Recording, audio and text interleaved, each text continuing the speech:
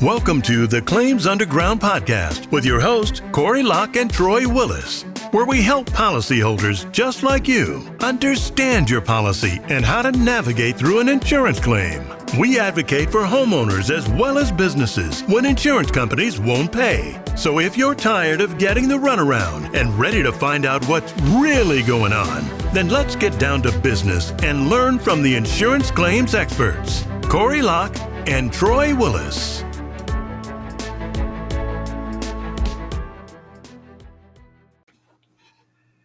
Hey, welcome. This is Corey Locke, public adjuster.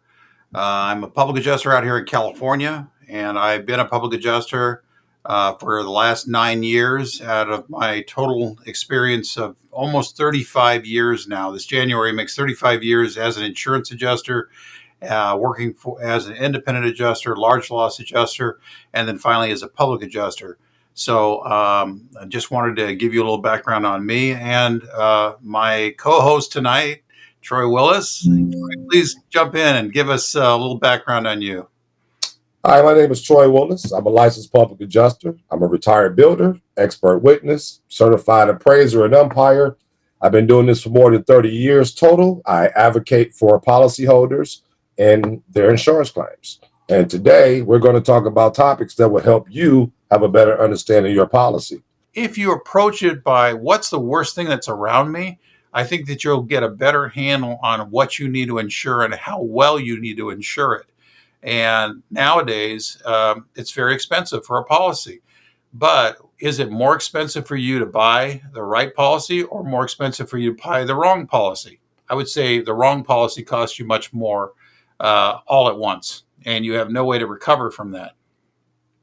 And too many people, when they have these losses, are so underinsured, they can't rebuild their homes back. That's why I think it's important for people to understand their policies. And while we talk about this subject, I think there's a few sections of this that's critical for them to understand. That would be their schedules. That would be, what is their deductibles about. That's on there. And again, we'll get into endorsements on another segment, but they should also be aware of what these endorsements are.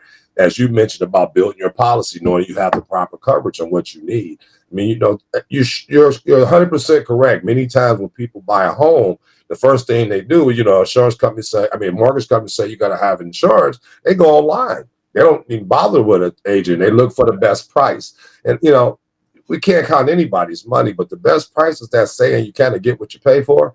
And we see it all the time where, somebody is so underinsured because the price was right. But when they had that loss, which is, as you said, one of the most important things in their life, which is their property, they was hurt terribly.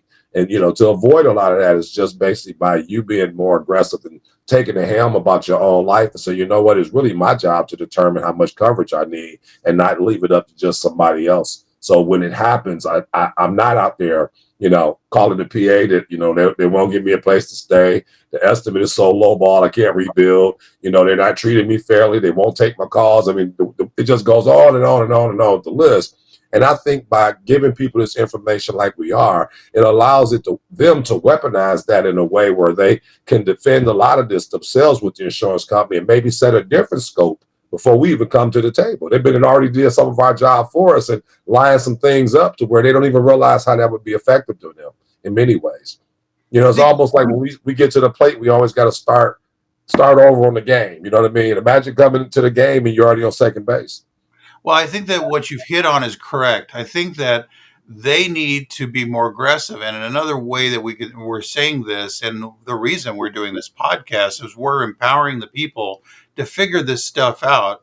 And I don't think that we've hit on this yet. I know that we had that in our trailer, but there are not enough public adjusters to handle everyone's claim. So, guys, there's no one out here to save you unless it's you. So it starts with you being your own best advocate by asking questions. And the first question you need to ask is, do I have enough insurance? And what am I insuring?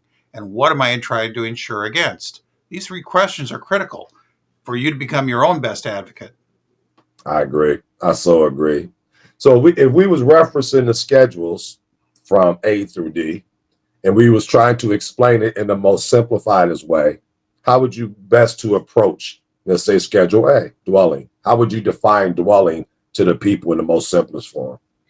Dwelling is the living space and anything that is attached to it. So if you have a garage that's attached to your home, that is part of the dwelling. If you have, in some policies, depending upon how it's written, if something is attached to the outside, so let's say an awning, or let's just say that it is an extension that's maybe the shed, or maybe it is an enclosure for a jacuzzi. If that ties into either the roof line or the wall, and it's not just an incidental connection, like, I don't know, a nail or a piece of fence, then that's part of your dwelling. That footprint that you live in or park your car, that's part of the dwelling or part of the building, is the dwelling. So that's the first primary A. If we was discussing B, which would be other structures, and we were just speaking just clearly, as you said, in A, let's define that other structure with that same example as you were just referring to, with the nail in it. It will be considered under dwelling, or will be considered under other structure. How we separate that? Well, some policies are very, very clear. It says that we insure fences, boat docks, sheds, pools, sidewalks, driveways, everything that is not the main dwelling that can be separated is considered an other structure, an OS, or in some other policies, appurtenant private structures. That's an old term.